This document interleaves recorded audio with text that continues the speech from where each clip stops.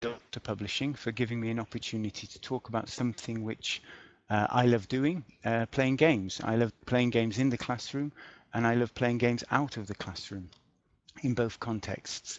If I go too fast at any point, as Charlotte has mentioned, this is being recorded, but I've also written a few notes about this, expanded on some of the ideas in a blog that I've written, which I'll give the link to later on at the end of the initial part of the webinar. I won't be looking so much at the chat during the webinar, but just before I begin, here's a few quick questions. Am I speaking too quickly, or is this okay for everyone? Great. Okay. I may speak at speed up at points. Feel free to type if I do. So during the webinar, another quick question. Do you like my living room? It's a bit weird doing a webinar, having so many people. How many got? 162 people. I thought it was better than the bedroom. As a nice context for presenting. Lots of greenery, exactly, yeah. Cool, next question. Is anyone multitasking?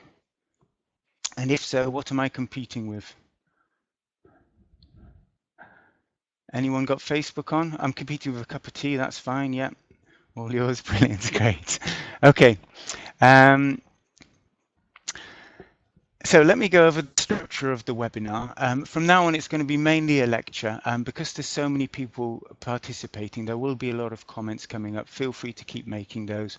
I'm going to focus mainly on what I'm saying for the first half hour or so, and then I'll bring in you guys to offer your opinions, ideas, and if you disagree with what I'm saying as well, that will be interesting to hear.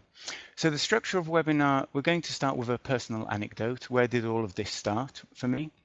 Then I'm going to talk for a little bit of time about authentic language use, exactly what I mean by authentic language use. It's a very loaded term which is used a lot within language teaching. I'll talk about how that links in with the speaking games idea, which I'm going to be talking about, and which is also the topic of my latest book for Delta Publishing. Then I'll talk about two types of authentic language use and provide examples of those. And then I'm going to highlight the difference between speaking games and tasks. I think there are some differences which aren't always pointed out in a lot of the writing on task-based learning. Then towards the end, I'll talk about what I do and what I think is useful to do to teach learners to play games. And that will very much apply as well to the adult context, to the teenage learner context in secondary schools that many of you work with. And then finally, I'll talk about the benefits of speaking games to a learning community. And by a learning community, I simply mean a class of learners and their teacher. So to begin with, here's a short anecdote. One day about 10 years ago, I was late for a lesson. It was not really any fault of my own. The train was late, and I got to school very flustered.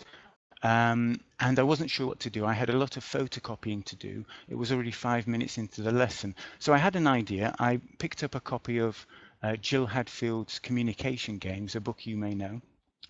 Took it up to class. I had a nice small class of adult learners, and they were all kind of very willing to help out. And I got them, basically I gave them the book itself, and I told them the teacher's notes are on page 38, I think it was. And I told them to work out together how to play the game. And they all crowded round the book, and I left them, went off to do my photocopying. And when I came back in about 5 minutes, they were all preparing well. Some of them were preparing the little cards which they needed to play the game on pieces of paper. Two of them were reading the rules very carefully. And then they explained to the other learners how to play the game. Now, I'd love to say, of course, that they explained it really well. In fact, they didn't. It was a really bad explanation. And as a result of that, there was a lot of negotiation of meaning between the learners. The ones who didn't understand were asking questions. The ones who did understand were trying to describe it. They were talking about the aims of the game, which were in the teacher's notes. They were explaining what language it was there to practice. And I suddenly realized that this was interesting. I was kind of taking a back seat, but that there was a lot of authentic language use around the game because they were involved in the task of learning how to play it and preparing themselves for playing it. So the game went okay. The lesson didn't go so well because I wasn't very prepared, but I learned from this experience something interesting. Did I learn that task-based learning, well, that you can get the learners to teach themselves English? No, not really. That's not what I learned. I learned two important things. First of all, that I could give my learners, especially with adult learners and older teenage learners, a more active role in preparing for an activity, for a game. I learned also that authentic language use can happen around an activity as well as in it, when learners prepare for it, for example, and the challenge or complexity of the activity can be a positive factor in creating an opportunity for authentic interaction between the learners and between the learners and the materials as well. And I realized that, of course, speaking games are the perfect activities for doing this. Now, before I move on to talk about authentic language, which I'm going to be doing a lot of in this webinar, it's important to say that that I'm an eclectic teacher. I don't just do these kind of activities. I don't just play games. Like all teachers, I provide a variety of activities for my learners, ranging from form-focused. I do quite traditional drills, gap fill activities, and then other parts in my lesson in the learning course, I provide meaning-focused activities, communicative activities. I'm not at any point saying that these meaning-focused or naturalistic language use activities are better. I'm not saying that, but it is an important part of what we need to do as teachers in the classroom. I'm sure everybody would agree with me here, even though it can be difficult to do it in some contexts. Two reasons for this. It provides a rehearsal for the real world, which is really important when your learners aren't in a country where they can go out into the street and practice English. But more importantly, it validates the classroom as a part of that real world, because playing the game in the classroom is something that we all do outside of the classroom. So just to make that reality check clear, this is part of what I do as a teacher, the authentic interaction, and it's not the whole of what I believe that we should do as teachers. I think everybody probably agrees with me on this point. Now, on to this question of authentic language use. What do I mean by authentic language use? Well, I'm not talking about authentic materials, because in my opinion, there is no such thing as authentic materials.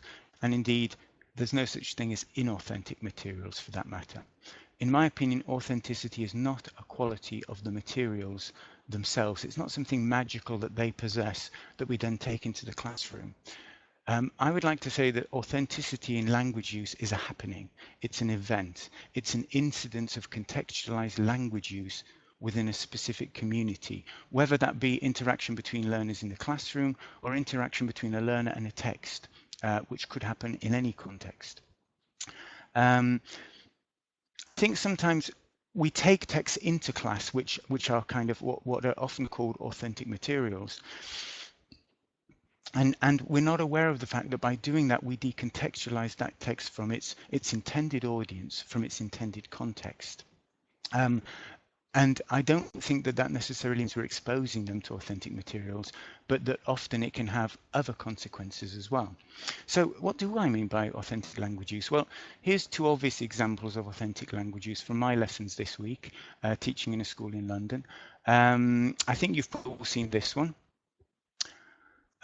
Anybody seen that this week? The kind of thing that you get from learners, that learner clearly did need to go to the toilet. I allowed him to do so. And with adult learners, you know, that's a fairly straightforward thing. And here's another one.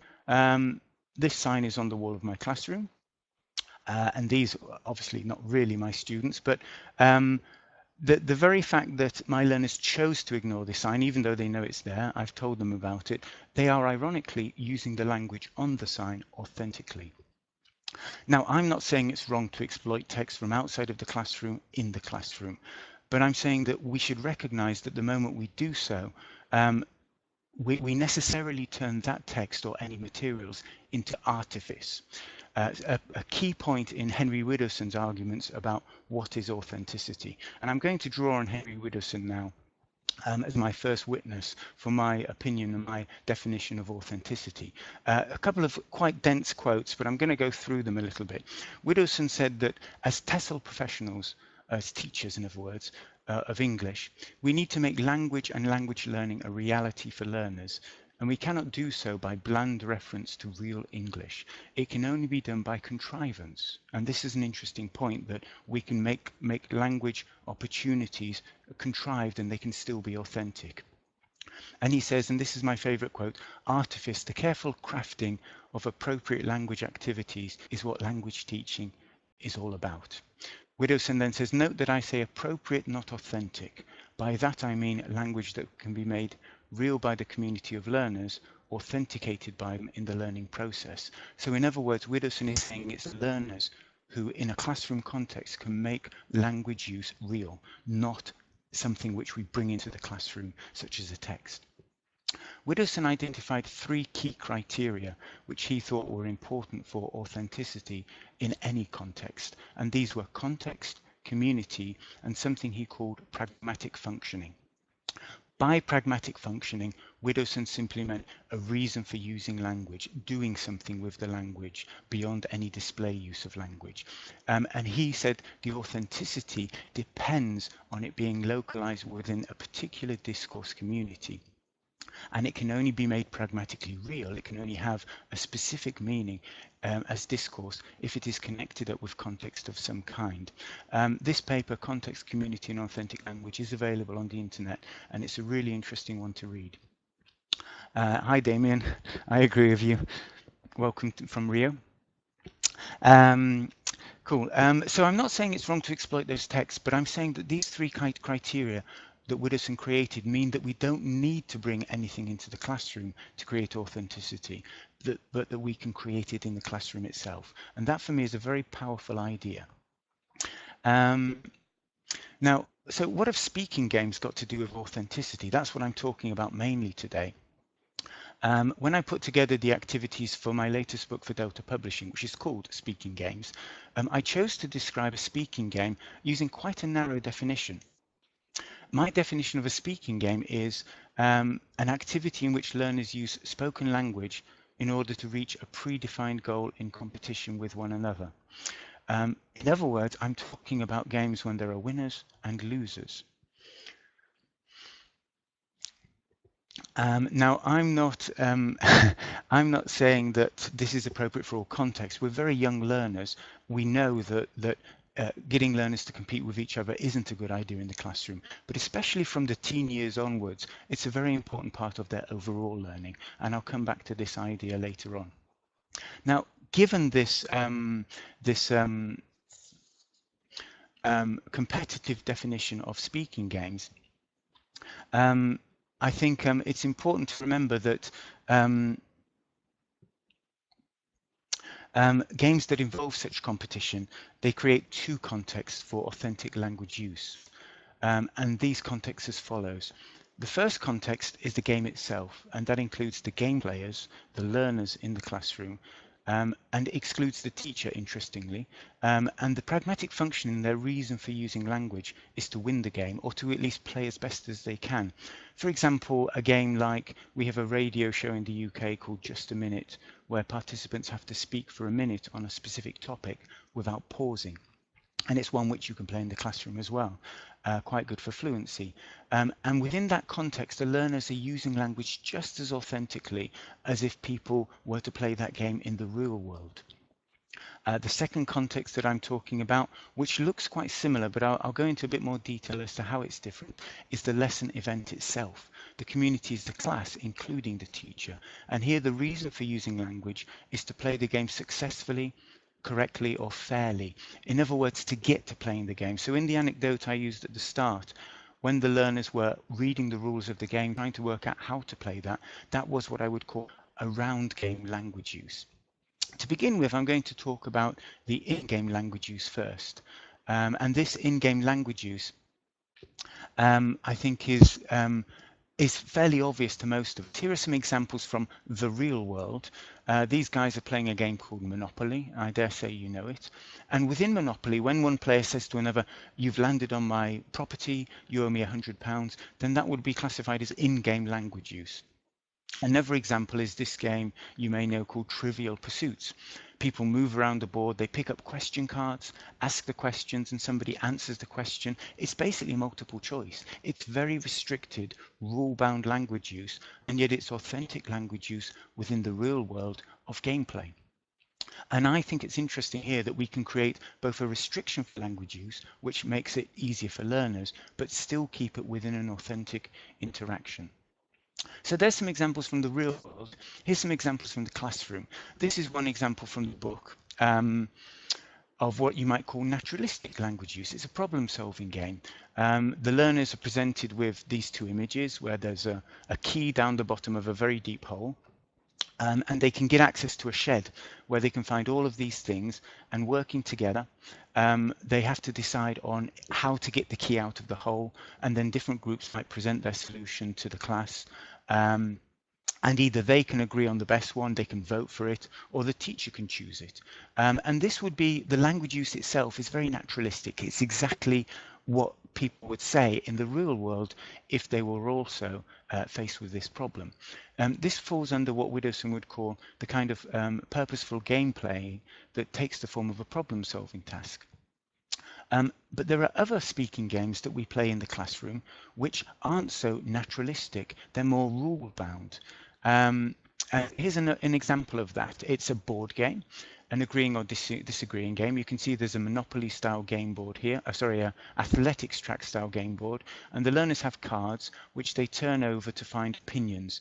And as they move around the board, they have to either say whether they agree with the opinion, which might be voicing their true opinion, their honest opinion. They might have to disagree, or they might have to even sit on the fence and offer a balanced opinion. And all of this provides an opportunity within very restricted focus for using language. Sometimes it may not be their real opinion, but interestingly, this game-based use of language can often be more difficult. It can be more sophisticated, involving invention, creativity, and different levels of understanding. Here's another example of a rule-bound game. Thanks for the compliments there.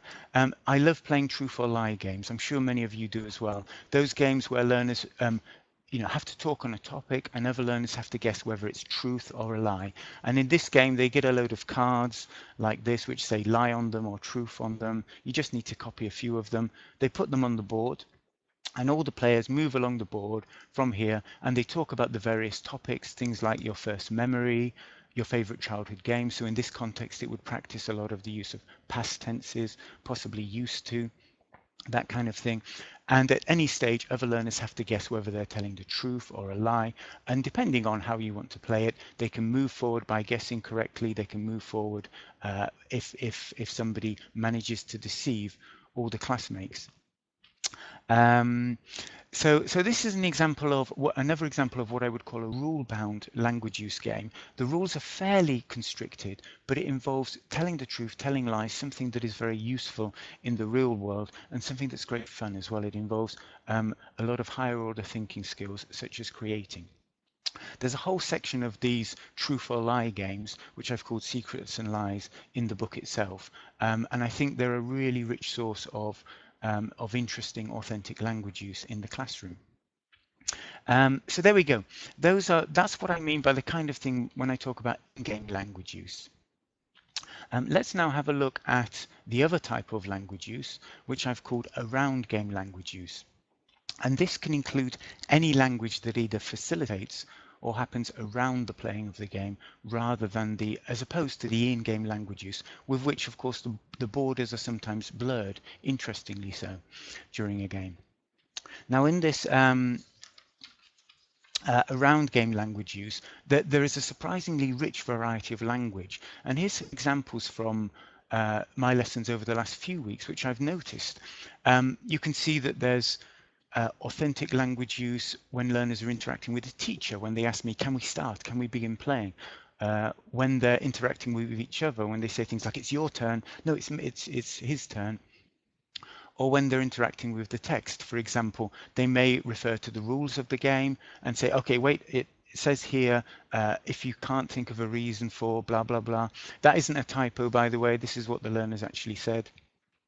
And from a point of view of discourse and pragmatic functioning, the learners were doing a lot of things with the language. They were negotiating meaning, which is an interesting thing from the point of view of second language acquisition. They negotiated rules, they negotiated understanding, they negotiated whether a learner had performed his turn successfully and could gain a point for that. Interestingly, there was a lot of meta language when learners talk about language, such as in this example, you used the wrong tense. You said, I meet him, not met him. It should have been past simple. And here, this is interesting because the learners are focusing on form. They're choosing to focus on form. Learner-initiated focus on form can be a very rich source of opportunities for helping learners to improve their communicative competence. It leads to acquisition. We know this from a lot of the writings of Michael Long. There was spatial language use. There was social language use. Often learners tease each other. One learner might say, you always choose me. Why? If Yukiko wins again, they're trying to work out how she always wins the game. And there's also blending, where the in-game language use blends with language around the game. For example, when a learner says, he always closes his eyes like this when he's lying, so I think it's a lie. Do you agree? And so the two blend nicely, which reminds me of a very famous quote by James Gleick in his very famous book on chaos theory, where he said, the act of playing the game has a way of changing the rules.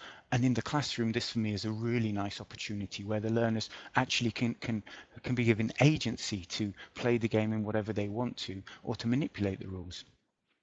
So there we go, a nice variety of language use that happens around the game. Now, many people at this point would be asking the question, isn't this just task-based learning? Basically, the gamut of task-based learning. I would say not really. The first reason for this is that tasks offer no real distinction between in-game language use and around-game language use. There is no in-task and around-task language use. You have the before, the preparation, the during, and the after. What was I going to say there? These tasks are not usually governed by artificial rules, and this is one of the key features of gameplay, that the artificial rules will often provide for a distinction between the in-game language use and the around-game language use. In an important paper of 2009 where Rod Ellis summarized all of the writers on task-based learning and what they seem to agree on as to what tasks generally are. He said that in tasks, the primary focus should be on meaning, and that a task should have a non-linguistic outcome. But this doesn't have to be true for language-speaking games. In language-speaking games, the language can remain authentic even though there might be an explicit language learning focus. And this for me is interesting. Ellis then said that, okay, tasks can be focused or unfocused. Focus would mean, for example, when you're trying to get your learners to use the present perfect tense and you give them a task or an activity that gets them to use it. That would be focused. And then unfocused language use would be where you're just getting them to communicate in general. Now, Ellis and a lot of writers on task-based learning would say that the focus in a focused task needs to be hidden. If we explicitly tell the learners, you've got to use present perfect in this tense, Ellis would say that makes it less authentic because we're turning it more into a situational grammar exercise rather than a task. And that may be true about tasks, but I don't think it has to be true about games, because we can focus on language explicitly and still retain these three criteria for authenticity that Widdowson referred to. Here's an example of what I mean. An activity that can be argued to have an explicit language focus and yet remain authentic. This game is called the Third Person Challenge. I'm sure we all have the same situation in the classroom, that learners forget the little third person S when they're talking about he or she. So in this game, one learner asks their partner a list of questions. Their partner can't see the questions, but their partner has to respond within very specific rules, that they have to provide a full sentence, something which isn't really associated with natural communicative language use, but it's a rule of the game, so they have to do it. They have to use the third person S because all of the questions require it. We've got things like, where does your best friend live? Where does he work? and so on, and their partner is allowed to correct any mistakes with the third person S as soon as they occur, and in fact they're being told to. The time focus and also the type of questions make it quite interesting, because as the learners progress, the questions get more and more absurd. Further down the list, we've got questions such as, how many languages does a fish speak? And when you're presented with that question, you think a fish doesn't speak any languages. And so they're focusing still on meaning and on meaningful responses to the question. But within the rules of the game, they're still able to recognize that this has a linguistic focus within within the criteria for authentic language use, at least as defined by Widdowson. There's context, there's community, and there's pragmatic functioning.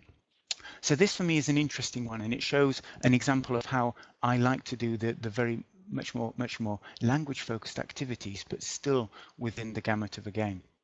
It's good fun. Thank you for the compliments on that, guys. It's a nice game. Moving on a little bit further, I'm just looking at the time. How can we teach learners to play games? This was one of the key questions I wanted to address.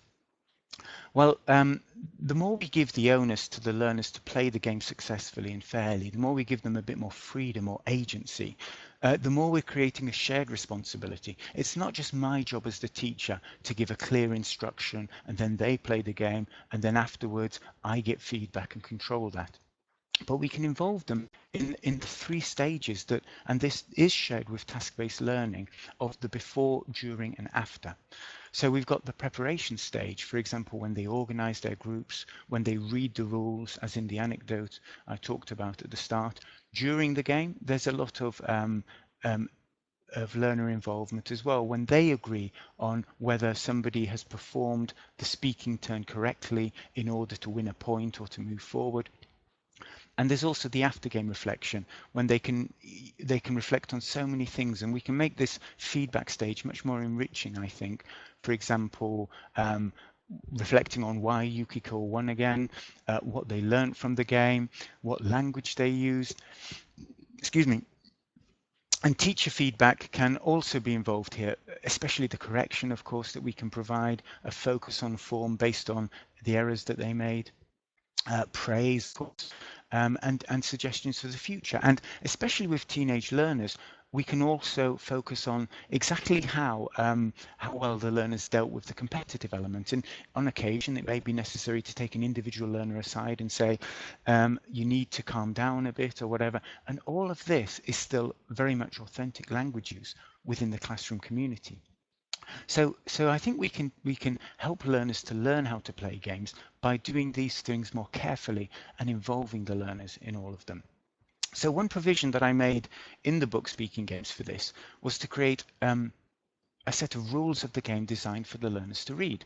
And here's the one from one of the games I showed you very briefly earlier, called Opinion Olympics. And the learners read the rules of the game before they play. So instead of it being the onus of the teacher to explain how to play the game and to do concept check questions, instruction check questions rather, the learners are involved in this stage. And you may accompany that with other ways of checking that they're understanding.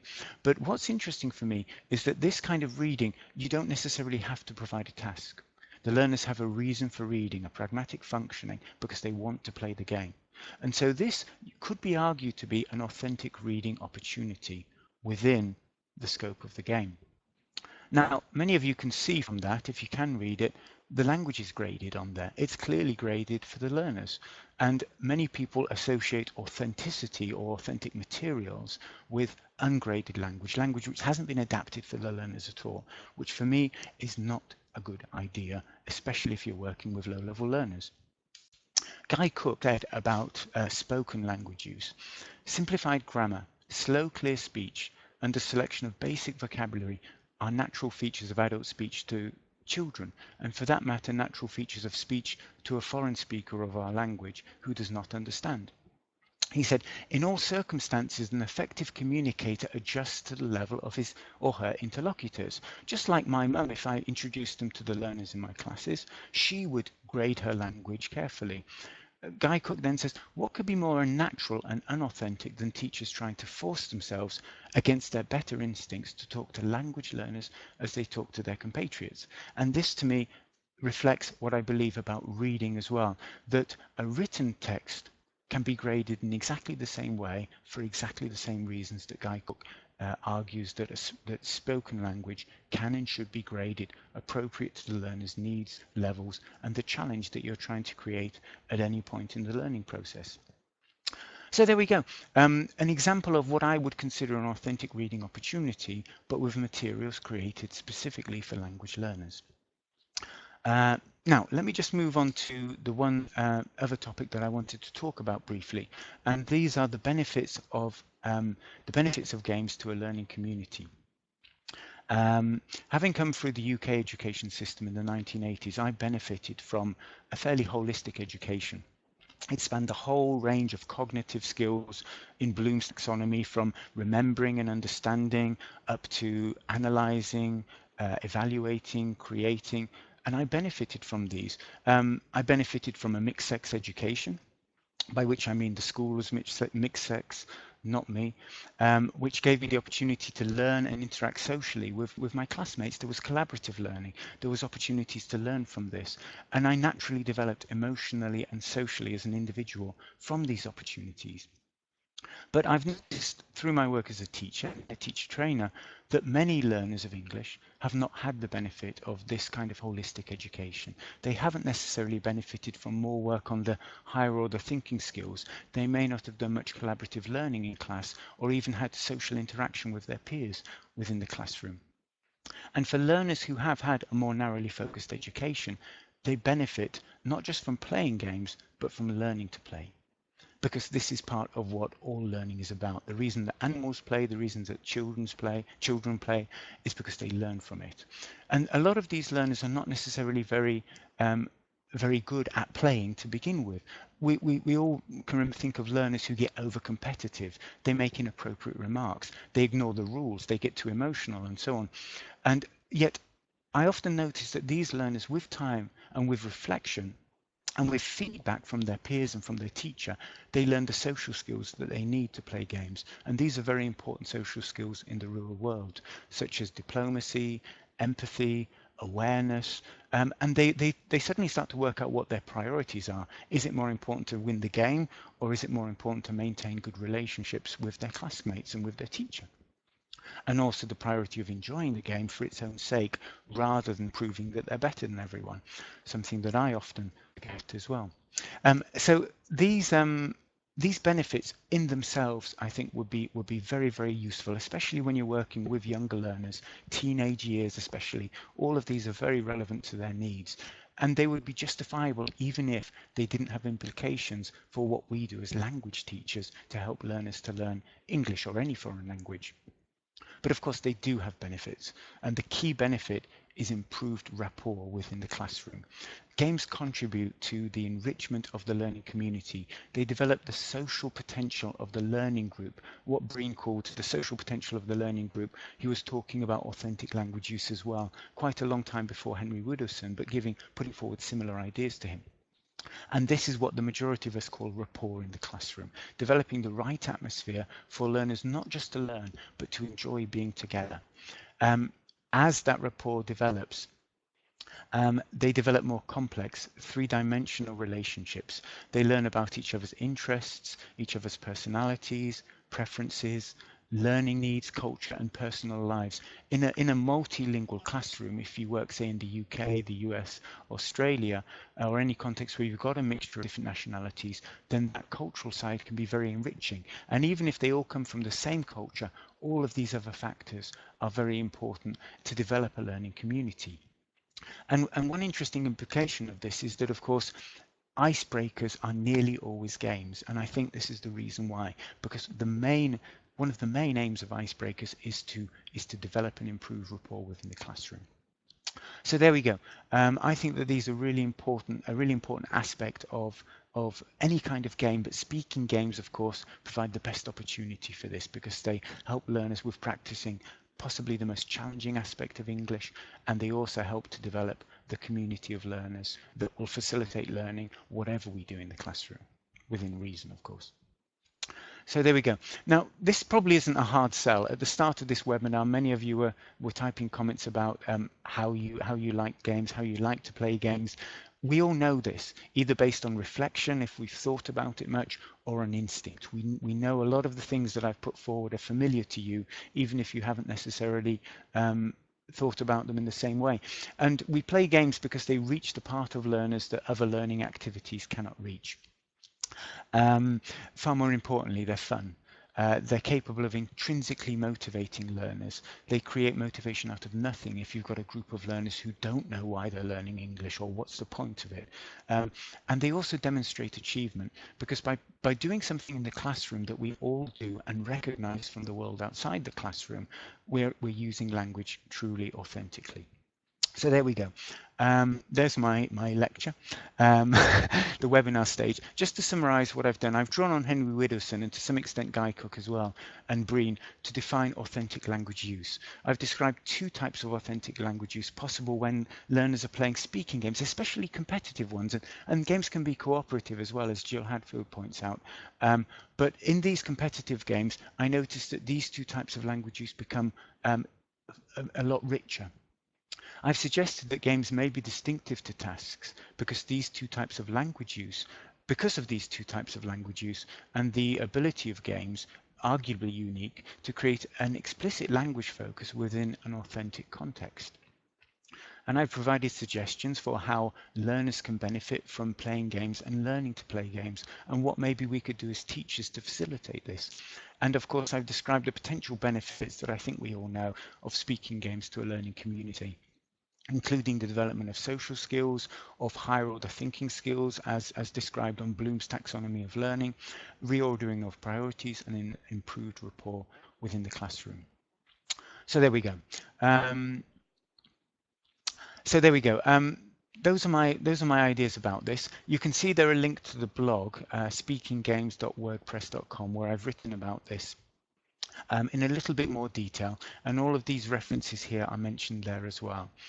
You've got my email address there. Feel free to drop me an email if you want to express an opinion, or if there's too much happening there that you can't get your ideas across. I'd be very interested to hear from you. And those are some of the books that I've mentioned: Bloom's Taxonomy of Learning, Anderson et al.'s revised taxonomy, Breen's very interesting paper, Guy Cook, who wrote obviously a book called Language Play, Language Learning, but this was a separate paper for EOT Journal 3 years before the book. Rod Ellis's very important paper on tasks. The quote from Glick is mentioned there, and Widdowson's very important paper, Context, Community, and Authentic Language. So there we go. I'll just move on to the final slide. And there's a cover shot of the book that's coming out soon with Delta Publishing. But I'd like to just, hopefully if there's time, to introduce and to get some ideas from you guys. I can see we've got 218 people, which is brilliant. But any reflections on that, any further input on that, and the relevance for what you do as teachers?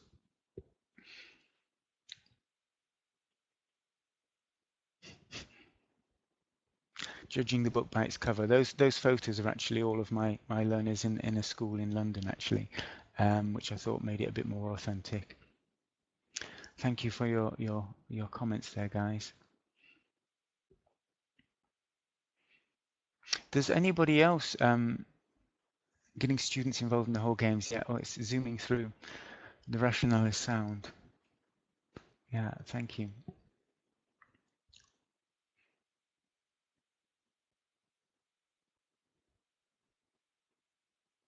So repeat some of the questions for the third-person S game. If you go to the blog, you'll see part of that game. Delta Publishing are offering 3 of the games as a free download, so you can sample it, try before you buy if you like. I don't think that one is in there, but basically any questions that will get learners to use the third-person S, any meaningful questions, I think work well in that kind of game. Some suggestions on students' reluctance to play games. That's a really important issue, and I think that's very, very much context dependent on the degree to which some learners will, for example, some adult learners may think that game playing is wasting time. And in that context, I think it's important to point out the aims of the activity to make it clear to them that there is a language learning outcome as well as a communicative outcome, both of which are useful. And There was yeah, a yeah, Sorry, sorry, go no, on, just thought Charlotte. I'd bring up a question that popped up, I think, during the presentation itself, and I Yes. think Damien just mentioned it, is what tips or ideas do you have for discouraging students from slipping back into native language when they're so enthusiastic and competitive?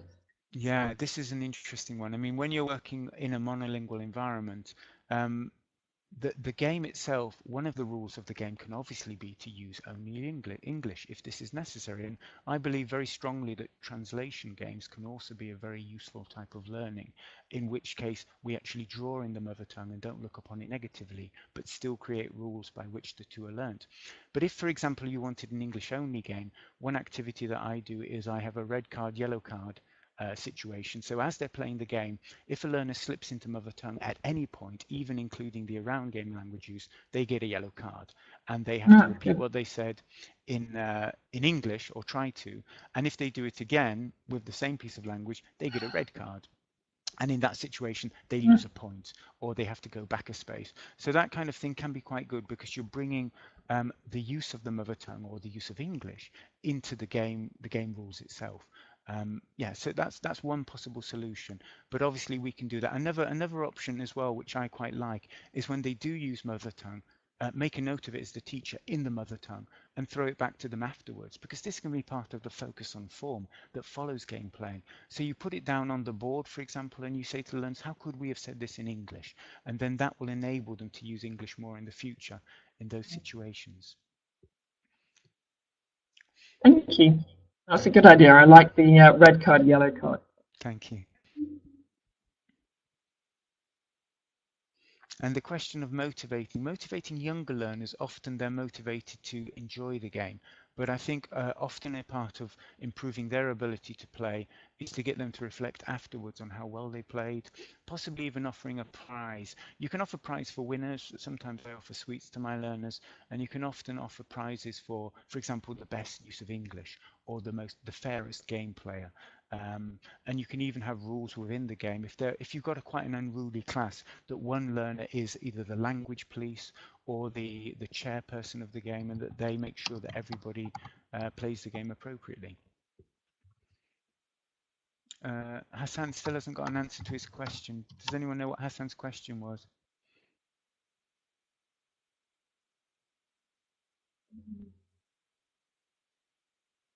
Thank you, Derville.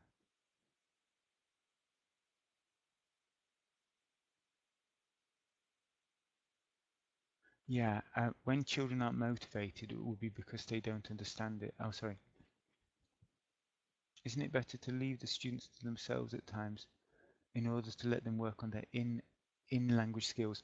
If you mean in-game language skills, then definitely. It's sometimes good to take a back seat. If the learners are enjoying the game, then it is good sometimes to take a back seat. In those situations, if I'm providing help, it may be more a facilitating role or making notes simply of errors for feedback later. Um, yeah, you did mean in-game language skills, and definitely yes. Depending on your learners, the type of games that you want to play will define exactly the rules by which they're bound to use language. Um, and if you've got a group of learners whose level of English is still quite low, then sticking closer to those rules will give them the structure that they need and often find easier to operate within. And that might include things like simple question and answer tasks at lower levels of learning, and move on to much more sophisticated language use, such as truth or lie games, such as opinion-based games. The link to the blog is there. Can you see it? It's Speaking Games WordPress. And if you want to download the 3 sample units from the book, you can go to the Delta Publishing website there. The book will hopefully be available mid-December 2014. Ah, So, too small or too big classes. Go on. Sorry, what were you going to say, Charlotte? Were you going to pick up on no, that I as was well? just going to point out Yeah. that question. Yep. Right. Well, very large classes. I've got experience of working with large classes in Eritrea, in Rwanda, in Malawi, where classes were sometimes over 100 learners, and that presents really significant challenges. A lot of people say that, okay, you know, you can do this in any size class. It does make it more difficult, especially with teenage learners. And I think one of the rules there is to create roles within a group, so that learners within a group, you give a responsible learner a role of making sure that they're the game administrator.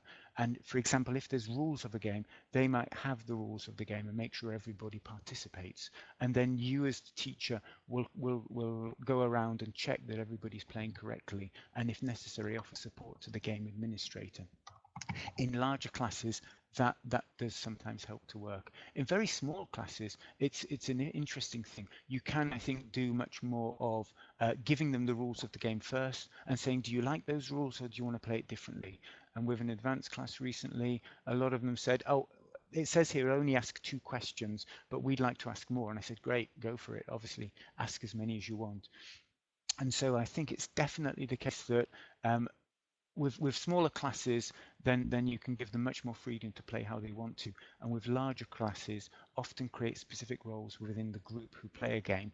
And some teachers prefer to have the same group, regular groups within the classes, and that these groups can then get to know each other a bit better before they expand beyond that and play with other learners who maybe they don't know so well in the classroom. Yes, Marta, with unmotivated students, we should start with shorter games, definitely. Yes. And Laila, with large classes, how large is too large? Well, I've mentioned some of the ideas there about creating roles within the learning group, which I think make them larger. Are games always competitive? No. Jill Hadfield, in her introduction to communication games, all 3 levels, talks about cooperative games where they all work together to achieve an objective, and especially with younger teenage and younger learner classes, I think this is a very good idea. With adult classes, it can also be good, but it doesn't create the stimulus, if you like, the friction that encourages a greater variety of around game language use as well. I'm not saying that these type of competitive games are better, but just that they provide a slightly different focus for interaction, and one which sometimes I think can create a more authentic environment for interaction between the learners. Yes, and then we've got from Katerina the question about learners who are too shy, not confident enough. One of the other guys mentioned that creating shorter games and creating more structured games will help with that, and I think that's definitely the case, because the structure will give them something that they can draw upon within which to use language. Introduce games to a single person lesson. There's pair work games, obviously, that can be done with the trainer playing one of the roles and the learners playing the other. Yeah, that's Hassan, that's a really good point. Absolutely. So you explain the rules and then you can ask a few instruction check questions to see if they've got them.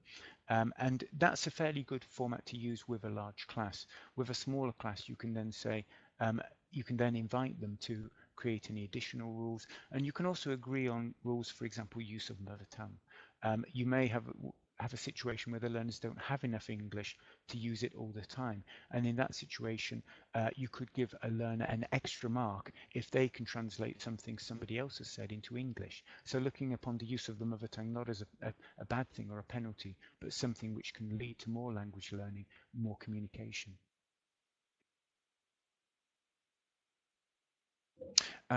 John asks about, it goes from B1 to C1, are the activities organized this way? The book itself, I've organized activities into 4 types. There's something called board games, which focus on kind of the Monopoly type board, snakes and ladder type board, where the learners often have dice or cards and they move around the board, and the turns that they take depend on where they land. That provides a nice structure. The second part of the book involves cards, such as playing cards. There's a game where they have to give advice using, similar to the card game Rummy, and also mingle games where they have prompt cards. So the first 2 sections are board games and card-based games. The third section is called Secrets and Lies, and it involves all of these games where we're involving deception or information gap of some kind. And then a fourth kind, John, is called Puzzles and Challenges, where learners either, for example, the third person challenge comes from that. And then The problem-solving activity where they have to find the key in the hole, that's an example of that. And there's a few story-based games as well, because I love doing story-based activities in the classroom. I think we're going to get a talk on those as well later on in the Delta series. Yeah. That's right. Interesting question about interrupting students and correcting their mistakes while playing games. I think that's to do with individual preference. A lot of teachers like to take notes and feedback afterwards. I like that sometimes, but I also like this idea of, in English, we have this idiom to nip it in the bud, where you actually grab a mistake as soon as it comes out of the learner's mouths and correct it, often directly, or eliciting correction just by simply saying past tense or third person s. And I think I think that can also help quite a lot as well. I don't think it will necessarily stop the communicative intent, but the learners will also notice the form at a moment where they're focusing on meaning, which for me is an important part of correction.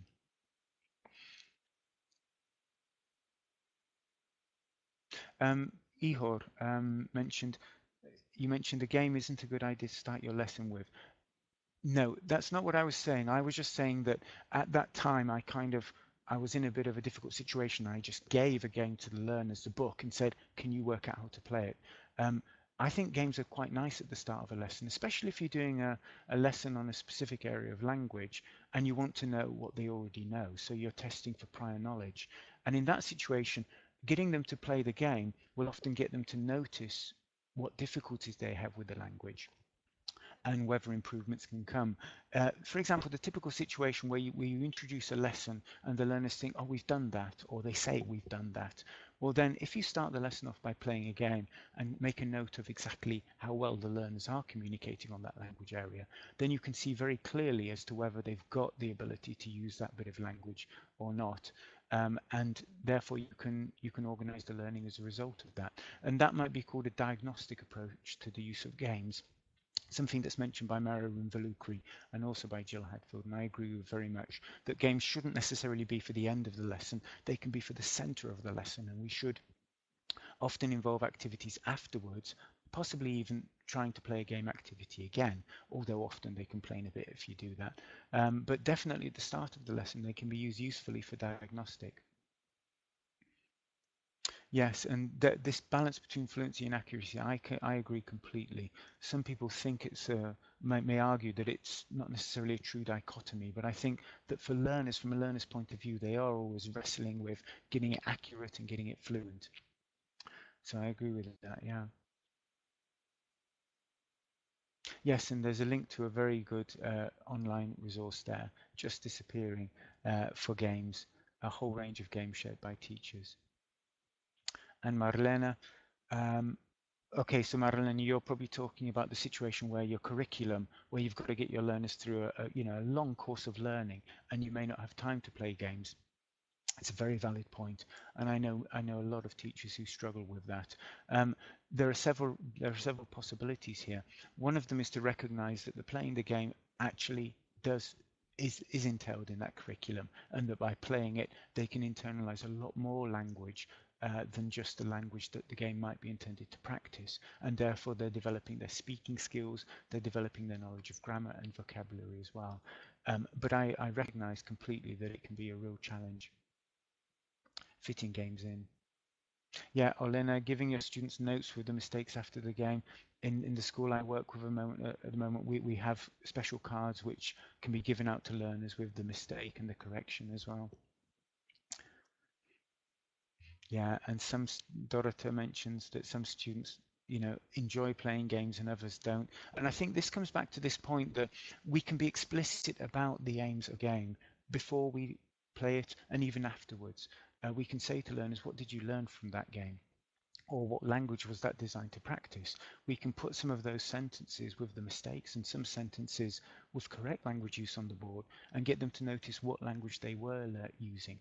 And often a game which involves a less focused activity will often get them to use a whole range of language communicatively, and we can exploit that afterwards to show them exactly how useful that game is for their language learning.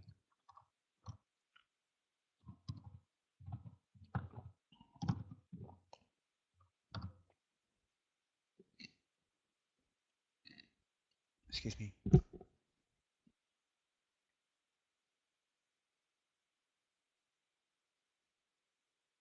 Could an observer write the player's mistakes? That's an interesting point.